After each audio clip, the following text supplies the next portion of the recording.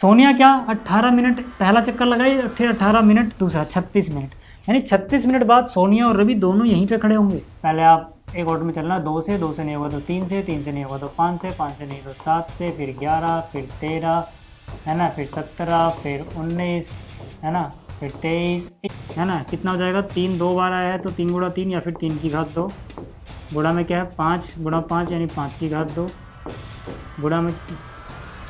Hello hello hello, क्या हाल चाल। तो देखो यार, आज का जो लेक्चर रहेगा इसमें हम एनसीईआरटी प्रश्नावली 1.1 का कंप्लीट सॉल्यूशन देखने वाले हैं। और इससे पहले जो लेक्चर था यानी इससे पिछला लेक्चर उसमें हमने इस चैप्टर का वन शॉट देखा था। तो मतलब इस चैप्टर में जितने भी बेसिक कॉन्सेप्ट हैं उनके ऊपर जो एग्जाम्पल्स हैं वो सभी हमने देख लिए थे पिछले लेक्चर में, तो आप वो देख लेना, सारे कॉन्सेप्ट मैंने अच्छे समझाए थे। ठीक है, फिर अगर आप उसको देखने के बाद प्रश्नावली करोगे ना तो आपको आसान लगेगी। ठीक है, तो चलिए शुरुआत करते हैं। और शुरू करने से पहले मैं आपको एक बात और बता दूं कि अगर आप साइंस के लेक्चर देखना चाहते हैं तो उसके लिए आपको एक स्टडी ऐप डाउनलोड करना पड़ेगा प्ले स्टोर से। वहाँ पे आपको आरएम बैच मिल जाएगा, ये है आरएम 3.0, है ना। तो यहाँ पे आपको एनसीईआरटी के जितने भी चैप्टर हैं साइंस के यानी विज्ञान के, वो सभी अच्छे से एक्सप्लेन किए हुए मिल जाएंगे, important questions previous years questions के साथ। ठीक है, और साथ ही साथ अगर आपको कोई डाउट आता है तो आप व्हाट्सएप ग्रुप में मुझसे अपने जो डाउट हैं साइंस के क्लास 10th के वो भी पूछ पाओगे। ठीक है, तो यहाँ से आपको साइंस, ठीक है ना, कंप्लीटली अच्छे से समझ में आ जाएगी। चलिए शुरुआत करते हैं क्वेश्चन नंबर 1 से। ये जो क्वेश्चन नंबर 1 है ना, इसमें क्या कह रहा है, निम्नलिखित संख्याओं को अभाज्य गुणनखंडों के गुणनफल के रूप में व्यक्त कीजिए। ठीक है, वैसे ये क्वेश्चन तो खैर आपको आता होगा, है ना, फिर भी तो यहाँ पर देखो जो ये पहला पार्ट है इसमें हमारे पास क्या है 140। अब देखो हर बार आपको ऐसे, है ना, रफ में करने की ज़रूरत नहीं पड़ती है। बहुत सारे नंबर ऐसे होते हैं जो बहुत छोटे से नंबर होते हैं, आप डायरेक्ट भी कह सकते हो कि भाई इनको गुणनखंड करके क्या आएगा, है ना। जैसे कि अगर मैं ऐसे ना करूँ तो मैं यहाँ से बोल सकता हूँ यार देखो ये जो 14 है ना, मन में सोचोगे तो यार ये 14 इंटू 10 लिख सकते हैं क्या, 14 इंटू 10 लिख सकते हैं ना। और 14 तो आपको पता है यार 2 इंटू 7 होगा, ठीक है ना। और जो 10 है ये आपको पता होगा 2 इंटू 5 होगा, ठीक है ना। कितना हो जाएगा 2 इंटू 5। बात समझ में आई। तो फाइनली आप क्या बोलोगे यार कि देखो 2 तो यहाँ पे 2 बार आ रहा है ना, ठीक है, तो ये हो जाएगा 2 की पावर 2 इंटू में क्या है 7 इंटू 5।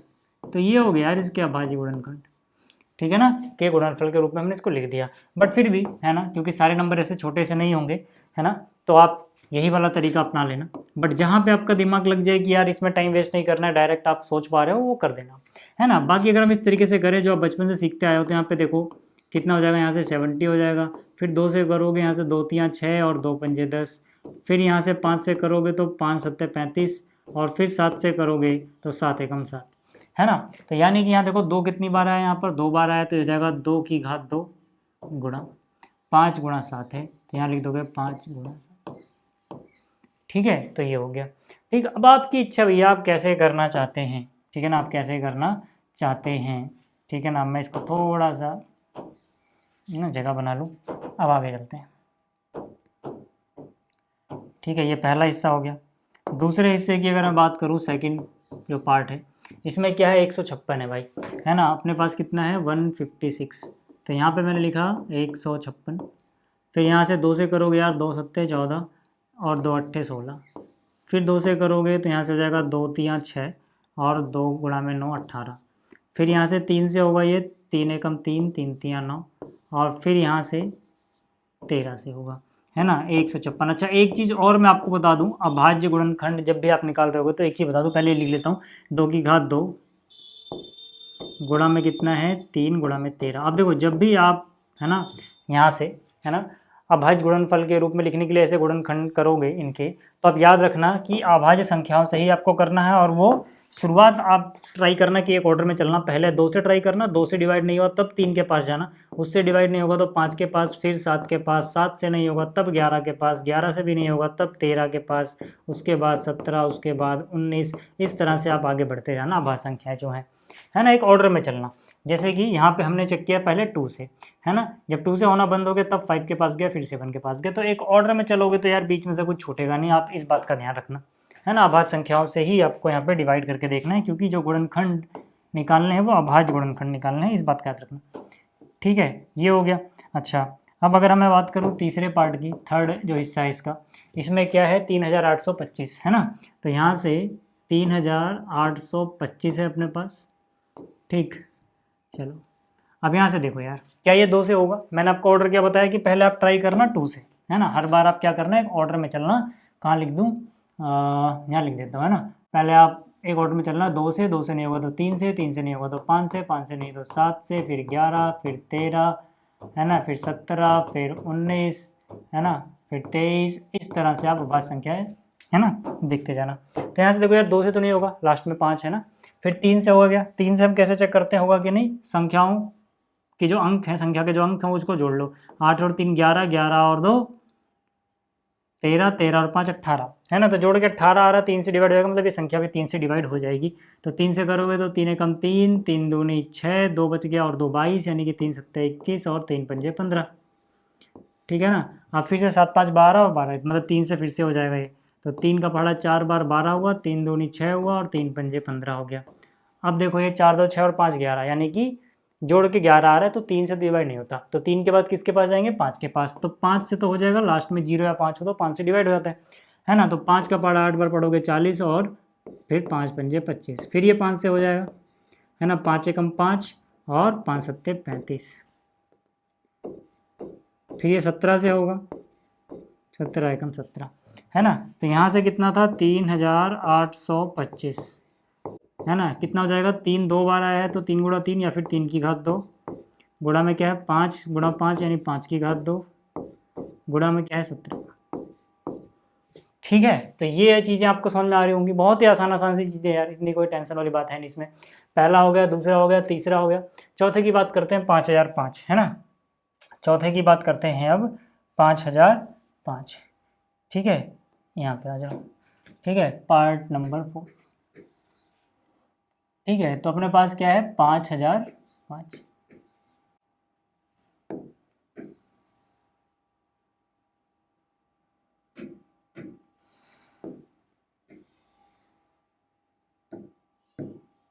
ठीक है, तो 5005 पहले 2 से तो होगा नहीं, 3 से चेक करो। 5 5 10, है ना। जोड़ के 10 आ रहा है, 3 के बारे में नहीं आता, मतलब 3 से भी नहीं होगा। तो अब किसके पास जाएंगे हम? 5 के पास। तो 5 एकम 0 0, फिर 5 एकम 5। ठीक है, फिर यार देखो ये क्या 5 से होगा? नहीं, 5 से नहीं होगा ना। देखो हमने 2 से चेक कर लिया था, 3 से चेक कर लिया था, तब हम 5 पे आए थे, तो हम पीछे तो जाना नहीं अब। ठीक है, 5 से नहीं हो रहा। अब 7 से देखो, 7 एकम 7, 7 से हो जाएगा, ठीक है ना। देखो 7 से करेंगे तो 7 एकम 7 हुआ, कितना बच गया? 10 में 7 गया 3, 3 के आगे 0 यानी कि 30, तो 7 चौक 28, तो कितना बच गया? 2 और 1 यानी 21, 7 तियाँ 21। ठीक है, 7 से हो गया। अब ये किससे होगा? देखो ये 11 से हो जाएगा, है ना। तो 11 का पहाड़ा एक बार पढ़ोगे 11, 3 और 3 33, यानी 11 तियाँ 33, है ना। अब ये 13 से ही होगा, यानी कि 13 एकम 13। तो यहाँ से आप लिख सकते हो ये 5005 जो है ये किसके बराबर आएगा? 5 गुणा में 7 गुणा में 11 गुणा में 13। ठीक है, ये हो गया। अब अगले हिस्से की अगर मैं बात करूं तो अगले हिस्से में क्या है अपने पास? 7 4 दोनों, है ना। 7 4 दोनों है। ठीक है, तो यहाँ पे मैं लिखा 7429। ठीक है, इसकी बात कर लेते हैं।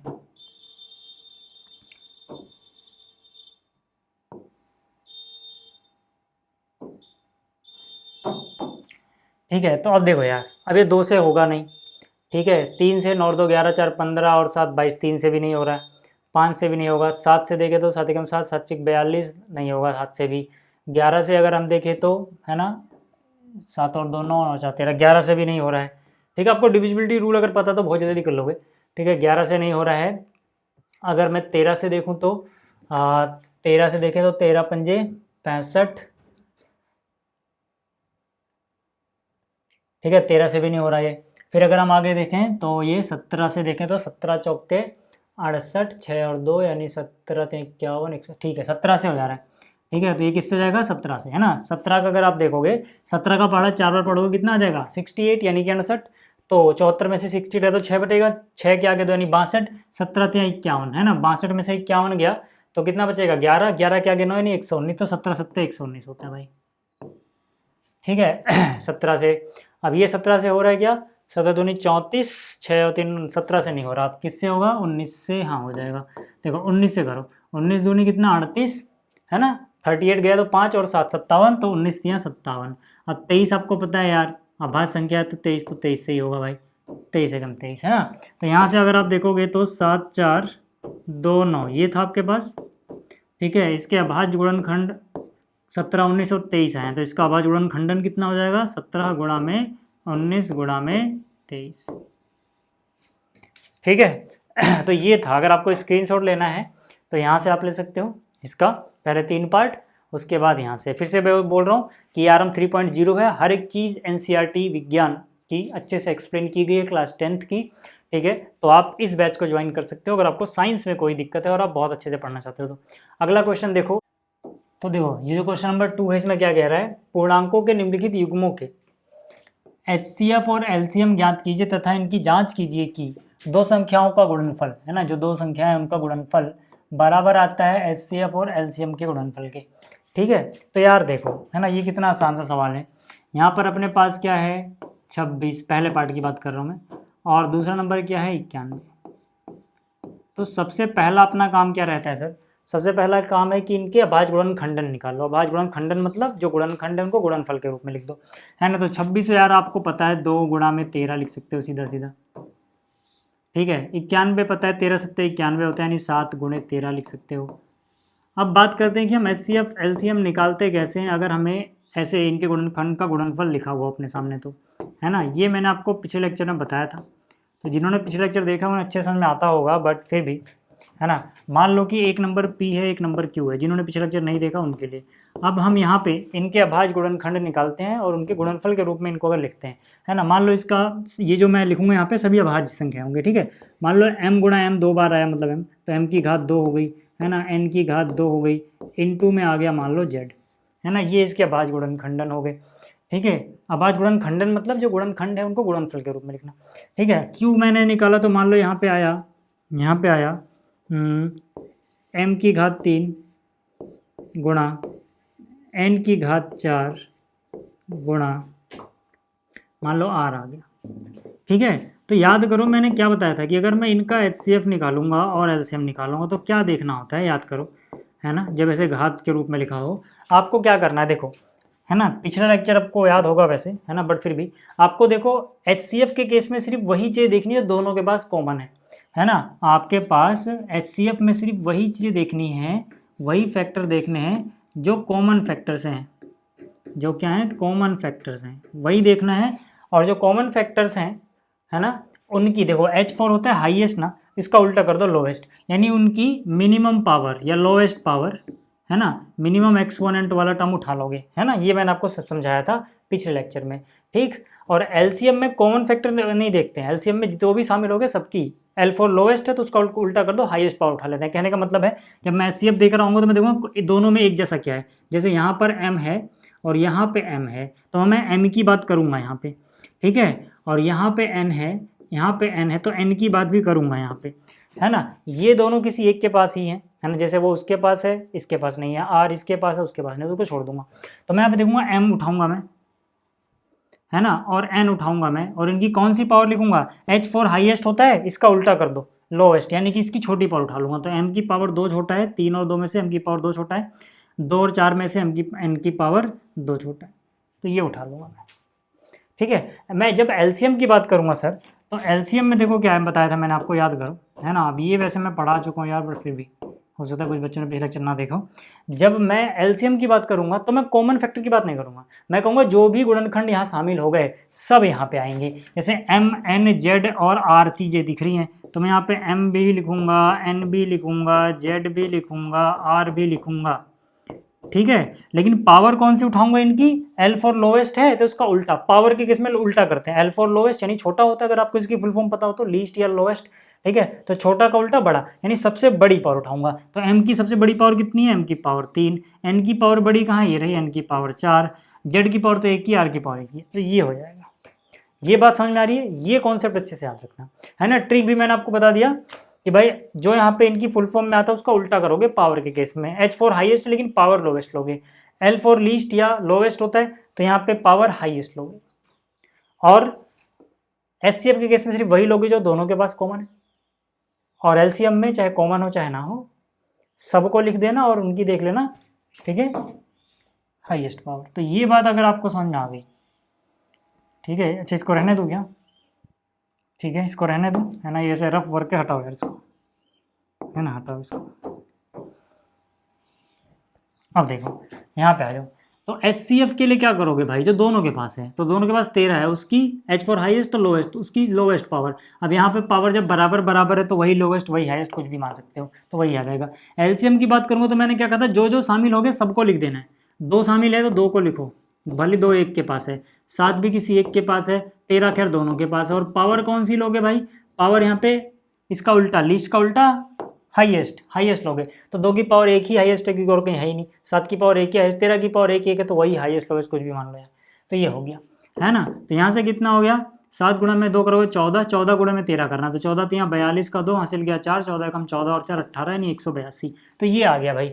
अब इतना आने के बाद अपना क्वेश्चन खत्म नहीं होता, इतना आने के बाद हमसे एक और चीज़ बोली गई, ठीक है, यहाँ पर हमसे कहा कि यार एक वेरिफिकेशन भी करना है आपको, एक जाँच भी करनी है। कौन सी जाँच करनी है, कि 2 संख्याओं का गुणनफल HCF गुणा LCM के बराबर होगा। 2 संख्याएं मतलब क्या, यूं लिख दे रहा हूं मैं, कि जो नंबर 1 है, पहला नंबर गुणा में जो नंबर 2 है, यानी कि दूसरा नंबर, है ना, इनका गुणनफल, नंबर 1 और नंबर 2 का गुणनफल बराबर है इन दोनों नंबर के HCF और इन दोनों नंबर के LCM के गुणनफल के। ऐसा है या नहीं चेक करो। तो यार नंबर 1 क्या है भैया, 26, ठीक है। नंबर 2 क्या है यहाँ पे, 91, बराबर LCM HCF कितना है, HCF 13, LCM 182, है ना। तो HCF कितना आया है 13, LCM आया है 182, ठीक है। इनकी गुणा कर लो यार, 13 गुणा में 2 करोगे 26 का 6 हासिल गया 2, है ना। तो 13 8 104 और 2 करोगे 104 और 2 106 हासिल गया 10, है ना। 13 कम 13 और 10 23, 2 3 6 6 है। इनको भी गुणा करके आप चाहो तो देख लेना, 2 3 6 6 ही आएगा। तो हम बोलेंगे हाँ भाई ये तो चीज़ें बराबर हो रही हैं, LHS जो है वो RHS के बराबर आ रहा है। बात समझ में आई, ठीक है। तो ये वेरीफाई हो गया। जैसे ये पहला हिस्सा हुआ, ऐसे हमें 2 हिस्से और करने हैं, 510 92 दूसरे हिस्से में, फिर तीसरे की बात करेंगे, ठीक है।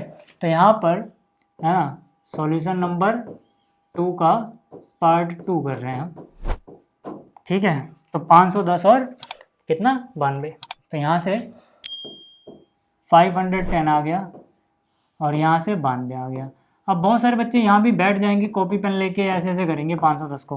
अरे यार ये तब करना जब आपका दिमाग काम करना बंद कर दे। अब यार 17 × 51 होता है, सबको पता है ना, और 51 गुणा 10 ही तो होता है 510। भाई 51 को 10 से गुणा कर दोगे, एक जीरो लग जाएगा, उसमें 510 बन जाएगा। और ये क्या है 51, यानी कि 17 गुणा 3, यानी कि हो जाएगा 3 गुणा में 17, 51 हो गया, है ना। 3 गुणा में 17 क्या हो गया, 51 हो गया। और गुणा में 10 करना है, 10 क्या होता है, 2 गुणा 5, ये 10 हो गया। हो गया भाई इसके गुणन खंडन, है ना। जिसको नहीं समझ आया फिर से समझ लो यार, कि आप ना मन में ऐसा सोचो कि ये क्या हो जाएगा, 10 गुणा में 51 हो जाएगा कि नहीं हो जाएगा, 10 गुणा में 51 हो जाएगा ना भाई। अब इस 10 को आप क्या करो, इस 10 को आप हटाओ, क्योंकि 10 अभाज्य संख्या नहीं है भाई, है ना। तो 10 को लिखो 2 गुणा में 5। ऐसे 51 भी अभाज्य संख्या नहीं है भाई, उसको अभाज्य गुणनखंड में लिखो। तो 51 होता है 3 गुणे 17, 17 का भाड़ा आता है ना 17 × 51, हो गया, है ना। अब जो ये 92 है यार, है ना, जो 92 है ना, इसको आप कैसे भी सोच सकते हो 2 टुकड़ों में, है ना। जैसे 46 दूनी 92 होता है, फिर 46 कर लो, 46 2 गुणा 23 हो जाएगा, है ना। तो यहाँ से आप ऐसे सोच लो 46 का डबल होता है ना, 2 गुणा में 46, यही तो होता है। अब 46 क्या होता है यार, 23 का डबल, 2 गुणा में 23, आप ऐसे भी सोच पाओगे तो 2 2 बार आ जाएगा, है ना। आप ऐसे सोच लो, या फिर 23 चौक के 92 होता है ना, 23 चौक के 92, यानी 4 गुणा 23, तो 4 को क्या लिखोगे, 2 की घात 2, 2 की घात 2, और गुणा में क्या हो जाएगा 23, हो गया यार, ठीक है। अब आपने क्या करना है, आपने निकालना है HCF और निकालना है LCM। तो HCF में हम क्या देखते हैं, जो कॉमन है, यानी कि दोनों के पास है, सिर्फ उसी गुणनखंड की बात करेंगे। तो यहाँ पर 2 है, यहाँ पर भी 2 है, और कोई ऐसा यहाँ पे हमें नंबर नहीं मिल रहा जो दोनों के पास हो ठीक है। तो अपने काम की चीज़ क्या मिली अपने को, 2, ठीक है। और उसकी पावर कौन सी लिखेंगे, यहाँ पे पावर 1 है, यहाँ पे पावर 2 है। मैंने कहा इसका उल्टा करना होता है, हाईएस्ट का उल्टा कर दो लोवेस्ट, है ना, ये ट्रिक है याद करने का। तो लोवेस्ट मतलब 2 की पावर 1 और 2 में छोटा कौन, 2 की पावर 1, यानी कि 2 ही आ जाएगा यार। बात यहाँ तक समझे, यहाँ तक बात समझ गए। तो ये था HCF। LCM में मैंने कहा सब लिख दो भैया, उठा के जो भी आ रहा है सब लिख दो, जैसे 2 भी लिख दो। अब यहाँ पे पावर क्या आएगी, अभी रुक जाओ, है ना। और क्या बच रहा है, एक ऑर्डर में लिख रहा हूँ, फिर 3 लिख दो, फिर क्या बच रहा है 5 लिख दो, फिर क्या आ रहा है 17, और फिर क्या आ रहा है 23, सब लिख दिया ना, जो भी शामिल था, जो शामिल है सब लिख दो यार। 2 था, 5 था, 3 था, 17 था, 23 था। अब पावर कौन सी देखते हैं एलसीएम में? हाईएस्ट पावर देखते हैं। 2 की पावर 2 हाईएस्ट है भाई, क्योंकि यहाँ पे इसका उल्टा करना होता है, एल फॉर लोएस्ट या लीस्ट, तो उसका उल्टा हाईएस्ट, यानी पावर बड़ी वाली देखते हैं। सबकी पावर बाकी तो खैर एक ही है ना। तो अब यहाँ से कितना हो जाएगा देखो, 2 की घात 2 4 3 12 पंजे 60 है ना। तो यहाँ से आ गया ये 60, इंटू में क्या है 17, इंटू में क्या है 23 है भाई, है ना। तो यहाँ से क्या करोगे, 17 छक्के 1 से यहीं कर ही लो यार सीधा सीधा। 17 गुणा में 6 कितना होता है 102, एक जीरो और लगा दोगे, इंटू में क्या है भैया 23 है। ठीक है, अब यार 23 का पढ़ा इसमें पढ़ लो, भले आपको 23 का पढ़ा पूरा ना आता हो, लेकिन इसमें तो 1-2 बार ही पढ़ना है। ठीक है, तो 23 गुणा में जीरो सबको आता है, जीरो होगा। 23 दूनी 46 का 6 हासिल गया 4, 23 जीरो जीरो और ये 4 हो गया, है ना। 23 गुणा 0 0 और 23 गुणा में 1 करोगे तो 23 ही रहना है। तो 23,460 आ जाएगा। अब हमें वेरिफिकेशन भी करना था कि भाई नंबर 1 इंटू नंबर 2, है ना, जो पहला नंबर है और जो दूसरा नंबर है, इनका प्रोडक्ट एलसीएम और एचसीएफ के प्रोडक्ट यानी गुणनफल के बराबर आ रहा है कि नहीं, ये देखना था ना भाई।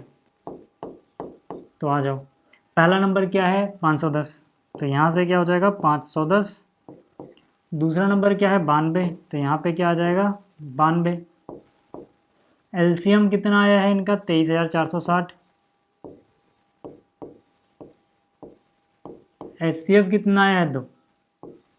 अब यार आना दोनों तरफ एक ही जैसा है ना, तो इससे वो गुणा करने से अच्छा मैं इसको ही कर लेता हूँ। ठीक है, डबल करना है सीधा सीधा, 0 हो गया, 2 6 12 कहाँ से 1, 2 चौका 8 और 1 9, 2 3 6, 2 2 6। अब आप इधर भी करके देख लेना यार, वही आएगा, आप क्यों टाइम वेस्ट करना। ठीक है, चाहे आप करके देख लेना, ही आएगा। तो ये हो गया बराबर LHS इसको L2 RHS। बात समझ में आ गई? ठीक है, तो ये था इसका दूसरा हिस्सा। तीसरा जो है उसमें क्या है 336 और 54, है ना। तीसरे में क्या है 336 और 54। तो सॉल्यूशन नंबर 2 पार्ट नंबर 3, है ना। पेपर में भी ऐसे लिखा करो अगर पार्ट हो तो उसके, तो है ना। तो यहाँ से आ गया 336 और 54। ठीक है, अब कर लो यार रफ में से 336 को 2 से करेंगे तो 2 कम 2, 2 6 12, 2 8 16। फिर 2 से करेंगे तो यहाँ पे 2 2 8 16 और 2 चौक 8। फिर 2 से करोगे 42 आ जाएगा, 2 से करोगे 21 आ जाएगा, 3 से करोगे 7 आएगा और 7 से करोगे 1 आ जाएगा। तो ये कितना हो गया 1 2 3 4 बार है, तो 2 की पावर 4 गुणा में 3 गुणे 7, 3 गुणा में 7, ये हो गया। ठीक है, 54 तो आप जानते हो यार 27 दूनी 54 होता है, यानी कि 2 गुणा में 27 और 27 होता है 3 की घात 3, है ना। 3 की घात 3 होता है। अब अगर मैं बात करूं कि भाई HCF क्या होगा, LCM क्या होगा, है ना। HCF के लिए हम देखेंगे दोनों में एक जैसा क्या है, 2 भी है 3 भी है, तो दोनों में क्या है 2 भी है और 3 भी है। पावर कौन सी लिखोगे HCF में, H फॉर हाईएस्ट का उल्टा लोएस्ट पावर, यानी 2 की पावर 1 3 की पावर 1, वही आएगा 2 गुणा में 3 यानी 6। LCM की अगर हम बात करें तो क्या हो जाएगा भाई, LCM की अगर हम बात करें तो जो भी नंबर शामिल हो गए सबको लिखना है। 2 है 3 है और 7 है, तीन ही चीज़ें दिख रही हैं 2 3 और 7। पावर कौन सी लिखोगे, पावर कौन सी लिखोगे यहाँ पे भाई, L फॉर लीस्ट का उल्टा हाईएस्ट, यानी उल्टा करना होता है यहाँ पे, जो भी इसकी है ना शॉर्ट फॉर्म का फुल फॉर्म है उसका उल्टा। तो यहाँ पे 2 की पावर 4 है हाईएस्ट, 3 की पावर 1 और 3 में 3 की पावर 3 और, तो खैर ये तो यही रहेगा। ठीक है, तो यहाँ से होगा 2 की पावर 4 16 और 3 की पावर 3 27 और गुणा में कितना है 7, है ना। तो यहाँ से आ गया 16, यहाँ से आ गया 3 की पावर 3 27 गुणा में आ गया 7। ठीक है, तो 16 गुणा में 7 करोगे 112 होगा, 112 का 2 हासिल गया 11, 16 दूनी 32, 32 और 11 43, गुणा में किससे 7 से करना है। तो 7 दूनी 14, 7 3 21 और 1 22 का 2, 7 चौक 28 और 2 30, तो 3024 आ गया। ठीक है, ये हो गया। वेरीफाई भी करना है। ठीक है, तो वेरिफिकेशन करते हैं, तो उसमें क्या नंबर 1 जो है यानी पहला नंबर जो है और दूसरा नंबर जो है इनका प्रोडक्ट बराबर आना चाहिए HCF इंटू LCM के। ठीक है, तो पहला नंबर क्या है यहाँ पे 336, दूसरा नंबर क्या है यहाँ पे 54, HCF 6 आया है, LCM 3024 है ना। इधर गुणा करना आसान रहेगा, 6 का पढ़ा में आता है, 6 चौक 24 का 4 हासिल गया 2, 6 दूनी 12 और 2 14 का 4 हासिल गया 1 और 6 3 18 है ना। आप देखोगे यार इनका भी गुणा कर लेके देख लेना, टाइम क्यों वेस्ट करूँ मैं, है ना, यही आना है। तो यहाँ पर भी LHS बराबर किसके आ गया है, RHS के। ठीक है, स्क्रीनशॉट लेना तो ले लो यार, ये हो गया है ना। इसके तीनों हिस्सों पे स्क्रीनशॉट ले लो चाहो तो। पहला हिस्सा हमने यहाँ पे किया, दूसरा हिस्सा यहाँ पे किया, तीसरा हिस्सा यहाँ पे किया। अगले क्वेश्चन की बात करते हैं, फिर से यार सेम ही क्वेश्चन है, बस यहाँ पे 3 संख्याएं है ना। तो यहाँ पे क्या कह रहा है, अभाज्य गुणनखंडन विधि द्वारा निम्नलिखित पूर्णांकों के HCF और LCM ज्ञात कीजिए। ठीक है, तो पहले पार्ट की अगर मैं बात करूँ तो इसमें क्या है, मेरे पास 12 है, 15 है और 21 है। तो 12 क्या होता है भाई, 4 गुणा में 3 12 होता है, 4 3 12 यानी 4 क्या हो जाएगा, 2 की घात 2, ये हो गया 4 गुणा में 3 12 आ गया। 15 क्या होता है, 3 गुणा में 5 15 होता है। 21 क्या होता है, 3 गुणा में 7 21 होता है। अब अगर मैं बात करूँ HCF की और LCM की तो क्या क्या आएगा मेरे पास, ज़रा देखना। HCF मतलब जो तीनों के पास है, सिर्फ हम वही देखेंगे जो कॉमन है भैया तीनों में, है ना, सिर्फ वही आपको देखना है जो तीनों के पास है। जैसे कि अगर देखोगे 3 है इसके पास भी है, इसके पास भी है ना, बाकी कोई भी आपको नहीं मिलेगा तीनों के पास हो। तो HCF में आएगा 3 की कौन सी पावर, अब सबकी पावर एक ही एक है तो क्या सोचना ही नहीं है ना। नहीं तो वैसे हम पावर कौन सी लेते लोवेस्ट। ठीक है, यहाँ से बात समझ में आ गई। LCM में मैंने क्या बोला, मैंने कहा कि भैया देखो जो भी शामिल हो गया सबको लिख दो। 2 आ रहा है कहीं ना कहीं, ठीक है लिख दो। 3 आ रहा है कहीं ना कहीं, लिख दो। 5 आ रहा है कहीं ना कहीं, ठीक है लिख दो। 7 भी आ रहा है कहीं ना कहीं, लिख दो। पावर कौन सी लिखोगे, लोवेस्ट वाला में हाईएस्ट पावर, तो 2 की हाईएस्ट पावर 2 दिख रही है, 3 तो 1 है, 5 ठीक है। अब सब कुछ तो ये कितना हो जाएगा, 2 की घात 2 यानी कि 4 3 12 5 60, 60 गुणा में 7 करोगे 6 7 42 यानी कि 420। ठीक है, तो ये आ गया यार। अब यहाँ मत कर देना कि LCM इंटू HCF बराबर तीनों नंबर का गुणनफल, नहीं यहाँ नहीं होता है वो। खैर यहाँ पे वेरीफाई करना भी नहीं, बट वो होता भी नहीं। ठीक है, यहाँ पे अलग रूल लगता है, खैर वो भी हम बाद में पढ़ लेंगे कभी। अच्छा, दूसरे की बात करें अगर हम, तो दूसरे में क्या है, 17 23 29। अब यार देखो 17 23 29, अब इनका अभाज्य गुणनखंडन करोगे तो भाई वो यही रहना है ना। जैसे यहाँ पे आया तो यहाँ पे वही रहेगा भाई, 17 की पावर 1, 23 की पावर 1 और 29 की पावर 1। बहुत सारे लोग क्या गलती करते हैं मैं आपको बताऊंगा ना, यहाँ पे गुणा में 1 लिखते हैं, जब कुछ कॉमन नज़र नहीं आता तो गुणा में 1 लिखते हैं। गुणा में 1 लिख सकते हो, वही रहेगा, लेकिन ये एक टेक्निकल एरर ये हो जाता है कि भैया एक अभाज्य संख्या नहीं होती है, एक ना तो भाज्य ना अभाज्य। तो ऐसे गुणा में 1 लिखना टेक्निकली तो ठीक है कि 29 गुणा में 1 29 ही होगा, बट अगर बोला गया अभाज्य गुणनखंड तो भैया गुणनखंड तो है लेकिन ये अभाज्य थोड़ी है, तो वहाँ पे आपके नंबर काट भी सकते हैं, बट ज़्यादातर टीचर इसलिए काट लेते हैं अगर आप 1 ना लिखो।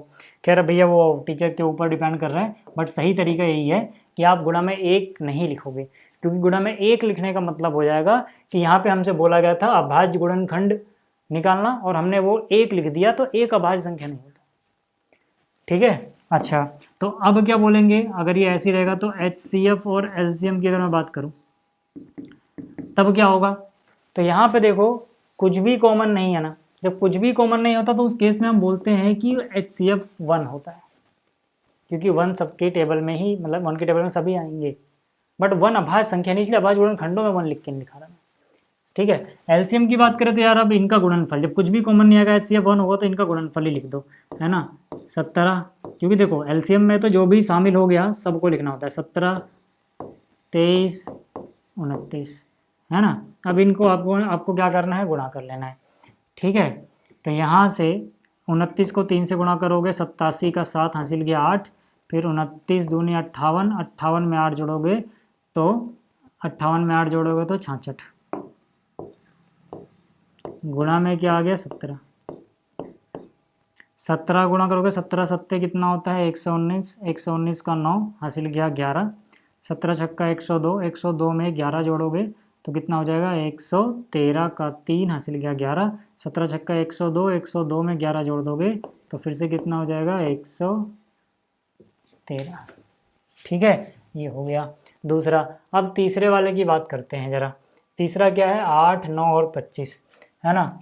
थर्ड पार्ट की अगर मैं बात करूँ तो मेरे पास है 8 9 और 25। तो यहाँ से क्या 8 को लिखोगे 2 दूनी 4 दूनी 8 यानी 2 की घात 3, 9 को लिखोगे 3 गुणा 3 यानी 3 की घात 2, 25 लिखोगे 5 गुणा 5 यानी 5 की घात 2, है ना। HCF क्या, जब कुछ भी कॉमन नहीं दिख रहा तो 1 हो जाएगा, तीनों में कुछ भी ऐसा नहीं है ना। और जिस केस में HCF 1 आ जाए तो LCM इन सबका गुणनफल ही होता है वैसे तो, ठीक है, बट फिर भी आप देखोगे तो सब कुछ लिखना पड़ेगा हाईएस्ट पावर के साथ। तो 2 की हाईएस्ट पावर 2 है, 3 की हाईएस्ट पावर 2 दिख रही है और 5 की 2 दिख रही है, ठीक है भाई। तो ये कितना हो गया, 2 की घात 3 8 होता है, 3 की घात 2 9 होता है, तो 9 8 72, 72 गुणा में करना है 25, है ना। तो 25 दूनी 50 का 0 हासिल गया 5 और 25 सत्ते 175 और 5 कितना 180, ठीक है। तो ये आ गया LCM। क्लियर होगी बात यहाँ तक, आगे चलते हैं। अगला कह रहा है HCF अगर इन दोनों संख्याओं का 9 है तो LCM इन दोनों संख्याओं का क्या होगा। अभी हमने सीखा था हमने क्या सीखा था कि भाई जो भी दो संख्याएं हैं, एक संख्या को अगर मैं नंबर 1 बोल रहा हूँ, दूसरी संख्या को अगर मैं नंबर 2 बोल रहा हूँ, है ना, अभी हमने वेरीफाई किया था बहुत बार।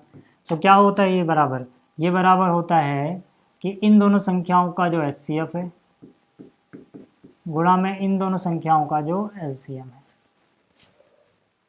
ठीक है। हमें HCF या LCM नहीं दिया ना, एक काम करते हैं, इसको मैं राइट साइड भी लिख सकता हूँ, फ़र्क नहीं पड़ता यार, है ना। अब जो निकालना है उसको मैं लेफ्ट में रखूँ तो ज़्यादा आसान रहेगा, एक ही बात है। तो यहाँ से देखो, हमने बोला है HCF 9 है तो HCF की जगह 9 लिख दो, LCM नहीं पता, बराबर नंबर 1 कितना है भैया, नंबर 1 मतलब इन दोनों संख्याओं में से एक को नंबर 1 बोल दो 306, और दूसरी वाली को नंबर 2 बोल दो, यानी 6 5 7। तो यहाँ से LCM कितना हो जाएगा भाई, है ना, ये तो अपने घर रहेंगी, ठीक है, डिवाइड, यहाँ पर जो 9 है यहाँ नीचे आ जाएगा। तो यहाँ से 9 एकम 9, 9 से काटोगे 9 गुणा में 7 63 होता है, 2 और 27, तो 9 3 27, यानी 73 गुणा में 306, है ना। यहाँ से कितना जाएगा 306 गुणा में 73, ठीक है। तो यहाँ से अगर आप गुणा करोगे तो 306 गुणा में क्या करना है 73, 3 छक 18 और 3 तियाँ 9, 7 छक 42 और 7 तियाँ 21, तो 8 3 3 2 2, है ना। तो कितना हो जाएगा 2 2 3 3 8, ठीक है, ये आ गया। तो ये आ गया इनका LCM, ठीक है, अगर अच्छा LCM के अंदर ऐसे दो संख्या लिखने का मतलब क्या है, जैसे यहाँ पे लिखा हुआ है कि मतलब इन दोनों संख्याओं का LCM है, ठीक है, बट वो अंडरस्टूड है यार, मैं लिख नहीं से, ठीक है, बात समझ में आ गई। चौथा सवाल आ गया समझ में, स्क्रीनशॉट लेना तो ले लो, एक बार पीछे हट जाओ, फिर आगे बात करते हैं 5वें की।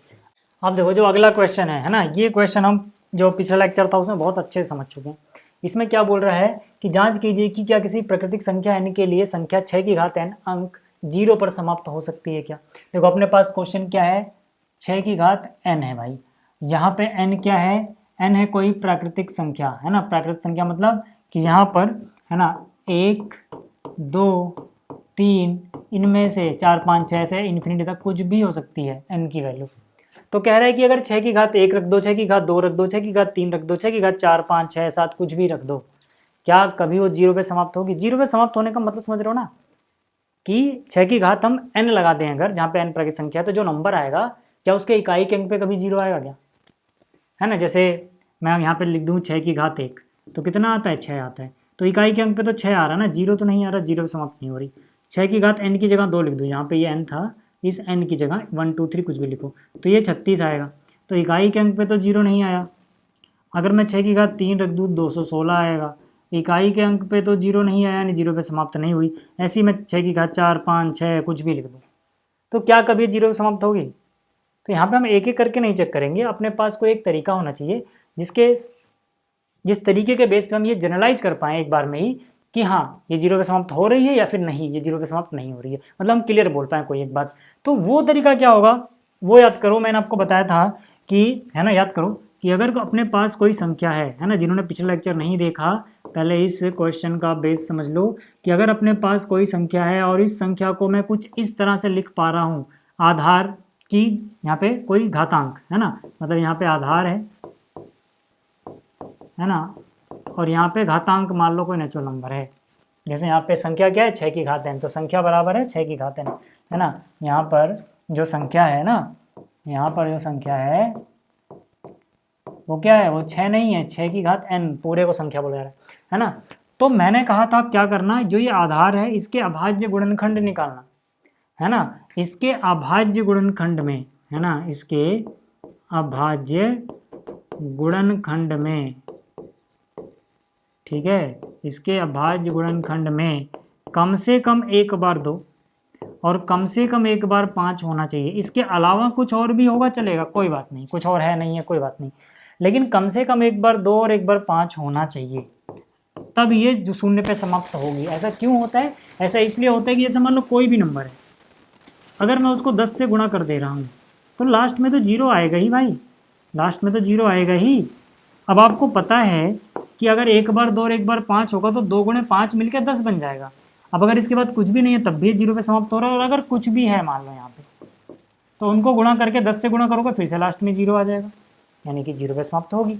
ये लॉजिक है इसके पीछे, ठीक है। तो अब मैं क्या बोलूँगा कि यार ठीक है, मतलब मुझे क्या देखना है, जो इसका आधार है ना उसके अभाज्य गुणनखंड निकाल लेते हैं। बहुत सारे बच्चे कन्फ्यूजन में रहते हैं कि सर हमने सिर्फ आधार को ही क्यों देखा, इसको हमने फोकस में क्यों नहीं लिया। देखो फोकस में असलियत में लिया इसको, ये नेचुरल नंबर है n, है ना, इनमें से कोई एक है। तो अगर ये इनमें से कोई एक है तो इस पर डिपेंड ही नहीं करेगा 2 और 5 का आना। क्यों, क्योंकि देखो जैसे मैं कुछ भी ले लूँ, जैसे 6 ले लूँ मैं यहाँ पे, अब मुझे पता है कि यार 6 का अगर अभाज्य गुणनखंड निकालूँ तो 2 गुणा 3 आएगा, यही तो आएगा। अब 6 की घात भैया कितनी भी ले लो, मान लो अगर आपने 6 की घात 3 भी ले ली, तो इसका सिंपल यही तो मीनिंग हुआ कि 6 गुणा 6 गुणा 6 3 बार लिखा है आपने। अब हमें 2 और 5 दोनों चाहिए थे। अब अगर एक 6 के पास 5 नहीं है, सिर्फ 2 ही है ना, हमें मतलब क्या है 2 और 5 से, इसके अलावा कुछ और आ रहा है नहीं आ रहा मतलब नहीं है, हमारा फोकस कहाँ है 2 और 5 ढूंढना। तो यहाँ पे 2 तो है लेकिन 5 मिसिंग है, तो अगर यार 3 बार भी 6 लिख दोगे तो हर बार 2 गुणा 3 ही तो आएगा, यानी हर बार 5 मिसिंग ही तो आएगा, तो 5 मिलेगा ही नहीं आपको। तो इसीलिए n पे डिपेंड नहीं कर रहा है, इस पे डिपेंड कर रहा है जो आधार है, इसलिए हम आधार के गुणनखंड निकालते हैं, ठीक है। और आपको पता है एक और बात, देखो तो यहाँ तक आपको पहले जो समझाया मैंने वो एक बार और क्लियर कर दूँ, फिर आगे आगे वाली बात बताता हूँ, ठीक है, आगे एक बार बताता हूँ। तो यहाँ पे मैंने क्या बोला कि जो भी संख्या है उसका जो आधार है इसको पकड़ लो, इसके गुणनखंड में देखो 2 और 5 दोनों होने चाहिए, अगर कोई भी मिसिंग है तो 0 पे समाप्त नहीं हो सकती। पहली बात समझ आ गई। अब दूसरी कंडीशन क्या होती है कि अगर मैं इस 6 की घात n को, ध्यान से देखना, अगर मैं इस 6 की घात n को ऐसे लिख ले रहा हूँ 2 गुणा में 3 की घात n, और मैं यहाँ पे कह रहा हूँ कि सर देखो यहाँ पे 2 तो आ रहा है, ठीक है ना, यहाँ पे 2 तो आ रहा है लेकिन 5 नहीं आ रहा, तो किसी बच्चे के दिमाग में ये कन्फ्यूजन हो सकती है, या कोई भी आर्गुमेंट दे सकता है कि देखो यहाँ तो 5 नहीं आ रहा, लेकिन क्या पता है इसका कोई दूसरा अभाज्य गुणनखंड होता हो जिसमें 2 भी आता हो 5 भी आता हो, तो मैं कहूँगा कि देखो इसका कोई दूसरा गुणनखंड, दूसरा गुणनखंडन होता ही नहीं। गुणनखंड मतलब गुणनखंड के गुणनफल के रूप में लिखना, ठीक है, गुणनखंड के गुणनफल के रूप में लिखना गुणनखंडन कहलाता है। जैसे अगर मैं सिर्फ 2 की बात करूंगा तो इसका गुणनखंड है, 3 की बात करूंगा इसका गुणनखंड है, लेकिन 2 गुणा 3 से गुणा में लिखना गुणनखंडन है। तो हमने अंक गणित की आधारभूत प्रमेय में पढ़ा है कि किसी भी, है ना, भाज्य संख्या का जो ये अभाज्य गुणनखंडन होता है इकलौता ही होता है, कोई दूसरा नहीं होता है, ये हमने पढ़ा था, अगर मैं ऑर्डर की बात ना करूँ तो, है ना, पिछले लेक्चर में। तो मैं क्या बोलूँगा, मैं कहूँगा कि देखो कोई संख्या 0 पे समाप्त होने के लिए उसके अभाज्य गुणनखंडन में 2 और 5 दोनों का होना जरूरी है। इसके जो गुणनखंडन है उसमें 5 नहीं आ रहा है, 2 तो आ रहा है लेकिन 5 नहीं आ रहा है, और अंक गणित की प्रमेय के हिसाब से इसका कोई दूसरा गुणनखंडन नहीं होगा, यही इकलौता गुणनखंडन है, अतः यह संख्या कभी 0 पे समाप्त नहीं हो सकती। अब जो मैंने आपको समझाया एक बार मैं लिख लेता हूँ, फिर आगे बात करेंगे, ठीक है। ठीक है, तो देखो यार मैं समझा तो मैंने क्या लिखा है, जो मैंने अभी आपको बताया वही मैंने देखो यहाँ पे लिख दिया है कि किसी संख्या के शून्य पर समाप्त होने के लिए इसके अभाज्य गुणनखंडन में 2 और 5 दोनों होने चाहिए, परंतु जो 6 की घात n का हम देख रहे हैं गुणनखंडन, इसमें 5 मिसिंग है ना, 5 नहीं है, और अंक गणित की आधारभूत प्रमेय के अनुसार ये गुणनखंडन अद्वितीय है, मतलब इकलौता, इसके अलावा कोई दूसरा नहीं पाया जाएगा। तो हम कह सकते हैं कि 6 की घात n के किसी भी प्राकृतिक मान के लिए शून्य पर समाप्त नहीं हो सकती, ठीक है। स्क्रीनशॉट लेना तो ले लो, फिर चलते हैं आगे। अगला क्वेश्चन देखते हैं। अगला क्वेश्चन क्या है, क्वेश्चन नंबर 6 की व्याख्या कीजिए कि ये और ये दोनों संख्याएं भाज्य संख्याएं क्यों। भाज्य संख्या मतलब ऐसी संख्या जिनके कम से कम 3 गुणनखंड हों।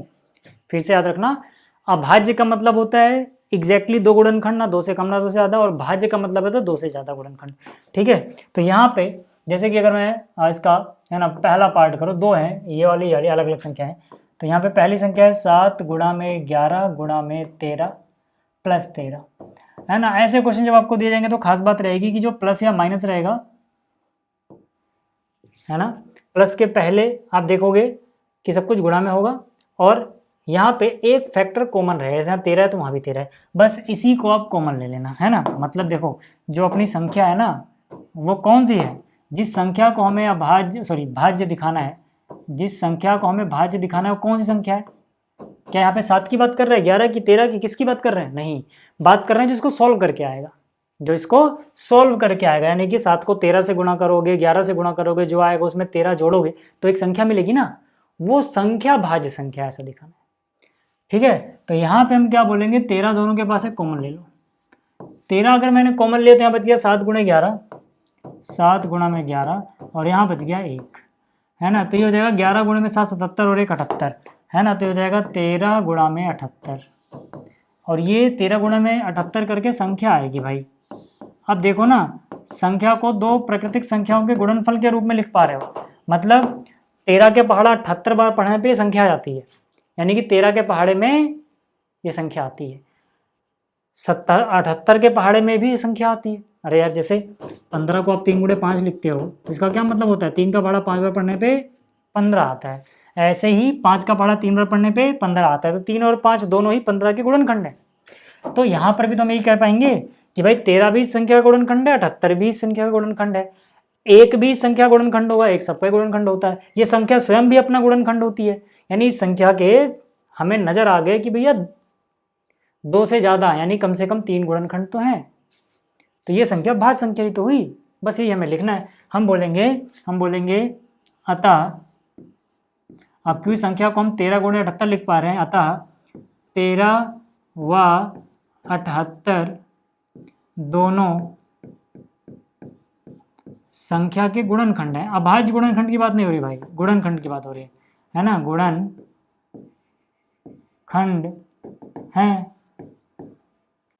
है ना। और आपको पता है कि एक तो सबका ही गुणनखंड होता है संख्या, है ना, तथा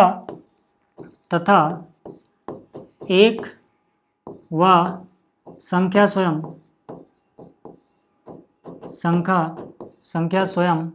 भी संख्या का गुणनखंड है। अगर मैं इसको और अच्छे से लिखना चाहता हूँ तो ऐसे लिखना पड़ेगा, गुणनखंड है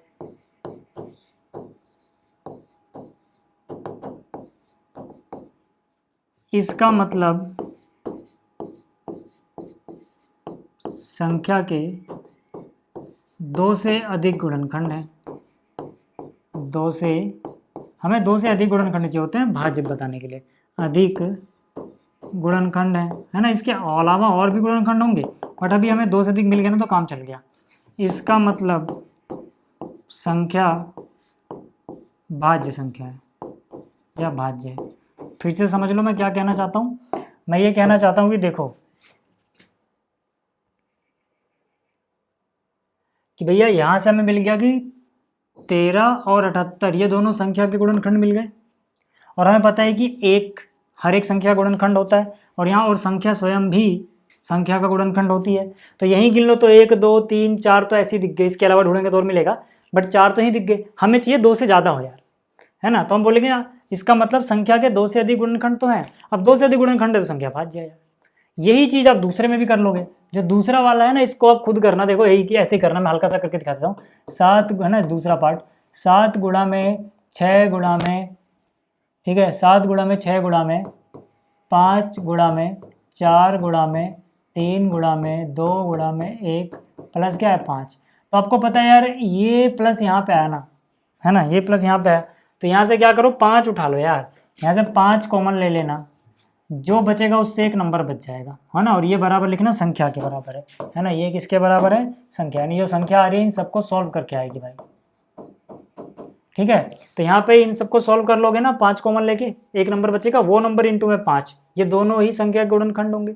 एक भी संख्या गुणनखंड होगा, संख्या स्वयं भी गुणनखंड होगी। मतलब यहाँ तक आपको ये सॉल्व करना है और फिर ये सेम स्टेप यही कॉपी कर देना है, बस यहाँ 13 78 की जगह वो नंबर लिख देना। समझ में आ गई बात? तो ये हो जाएगा। आगे चलते हैं। अगला क्या है, किसी खेल के मैदान के चारों ओर एक वृत्ताकार पथ है भाई, ठीक है। इस मैदान का एक चक्कर लगाने में सोनिया को 18 मिनट लगते हैं, है ना। 2 लड़कियां हैं, कौन कौन, एक लड़की है सोनिया। सोनिया को एक चक्कर लगाने में कितने मिनट लगते हैं, 18। जबकि इसी मैदान का एक चक्कर लगाने में रवि को 12 मिनट लगते हैं, और जो रवि है इसको कितने मिनट लगते हैं, 12 मिनट लगते हैं। तो आगे क्या कह रहा है कि मान लीजिए दोनों एक ही स्थान से और एक ही समय पर चलना प्रारंभ करें, ठीक है, करके एक ही दिशा में चलते हैं तो कितने समय बाद वे पुनः मिल जाएंगे, ठीक है। तो यहाँ पे वृत्ताकार पथ है ना, मैं समझाता हूँ कि यहाँ पे इसको आप अप्रोच कैसे करोगे। बहुत सारे बच्चे कहते हैं सर इसमें एलसीएम निकाल दिया आपने तो डायरेक्ट, हमें पता कैसे लगता है एलसीएम निकालेंगे भैंस की। देखो यहाँ पर, यहाँ से 2 बच्चे शुरुआत करते हैं, है ना। एक लड़की का नाम सोनिया है और दूसरा जो है लड़का उसका नाम रवि है। दोनों मतलब एक ही डायरेक्शन में चलना शुरू करते हैं, है ना। अब जैसी बात है कि दोनों की स्पीड अलग अलग है ना। सोनिया 18 मिनट लगाती है, रवि तेज चलता है इसलिए कम टाइम में आता है। तो रवि यहाँ से घूम के यहाँ पे आया, 12 मिनट में आ गया, एक चक्कर हुआ। और सोनिया को यहीं से एक चक्कर लगाने में कितने लग गए, 18, ठीक है। सोचो कि जब रवि 2 चक्कर लगाएगा तो कितना टाइम हो चुका होगा, 24 मिनट भाई। 12 मिनट पहले चक्कर में, 12 मिनट दूसरे चक्कर में। जब रवि तीसरा चक्कर लगाएगा तो 36 मिनट हो चुके होंगे, 12 12 12। अगला करेगा तो 12 चौक 48, ऐसे ही ये चक्कर लगाते रहेगा, क्योंकि एक चक्कर लगाने में 12 मिनट लगते हैं, 2 चक्कर लगाने में 24 मिनट, 36 मिनट जब हो चुके होंगे 3 चक्कर लगा चुका होगा, 48 मिनट जब हो चुके होंगे तो 4 चक्कर लगा चुका होगा। ऐसे ही जो सोनिया है वो पहला 18 में, दूसरा 36 में, फिर 54, ऐसा करते करते जाएगा। अब आप देखोगे यानी कि जब 36 मिनट हुए थे, ध्यान दो इन दोनों में एक जैसा पहले क्या मिल गया हमें, 36। जब 36 मिनट हुए थे तो पता क्या होगा, देखो ये 3 चक्कर लगा के आया होगा। जो रवि है एक चक्कर 12 मिनट, 2 चक्कर 24 मिनट, 3 चक्कर 36 मिनट, यानी 3 चक्कर लगाने के बाद रवि यहीं पे होगा और रवि के 3 चक्कर पूरे हो चुके होंगे, टाइम हो रहा होगा 36 मिनट। सोनिया क्या 18 मिनट पहला चक्कर लगाई, फिर 18 मिनट दूसरा, 36 मिनट, यानी 36 मिनट बाद सोनिया और रवि दोनों यहीं पे खड़े होंगे। बस फर्क इतना होगा कि सोनिया ने 2 ही चक्कर लगाए होंगे, कंप्लीट किए होंगे, और रवि ने 3 चक्कर। बात समझ में आ गई। तो यानी कि अब क्या हो रहा है, यानी कि हम यहाँ पे देखो, अब अगर हम ऐसे भी निकाले तो हमें 36 आंसर मिल गया कि 36 मिनट बाद वो यहीं पे मिलेंगे। बट हमें ऐसे नहीं करना, तो समझाने के लिए था कि आप करोगे क्या, आप देखोगे कि जो उनका चक्कर लग रहा है ना वो 18 के मल्टीपल्स में कंप्लीट हो रहा है। मल्टीपल्स मतलब जो आपने एलसीएम पढ़ा था, इसमें M4 क्या होता है, मल्टीपल यानी कि गुणज। 18 के गुणज में चक्कर पूरा हो रहा है। और ऐसा नहीं है कि दोनों यहीं पे एक ही बार मिलेंगे, आप और आगे बढ़ाते रहो तो कुछ कॉमन नंबर और आएगा, यानी कि वो भी कॉमन रहेगा मल्टीपल। लेकिन सबसे छोटा कॉमन कौन सा है, 36। 36 क्या है, कॉमन मल्टीपल है, सबसे छोटा यानी लोवेस्ट वाला, यानी एलसीएम है। तो इसका मतलब यहाँ से आपको आइडिया लगता है सर, ठीक है। तो हम क्या बोलेंगे कि रवि, ठीक है। आप अगर इसको आप अच्छे से लिखना चाहो, सोनिया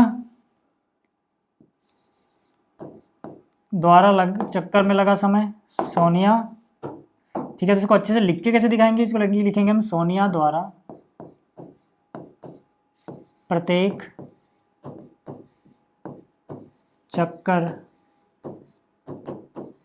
का समय, ठीक है। और रवि द्वारा प्रत्येक चक्कर का समय, है ना। तो सोनिया द्वारा प्रत्येक चक्कर का समय कितना है, 18 मिनट, और रवि द्वारा कितना है, 12 मिनट। हम बोलेंगे इनके पुनः मिलने का समय क्या होगा।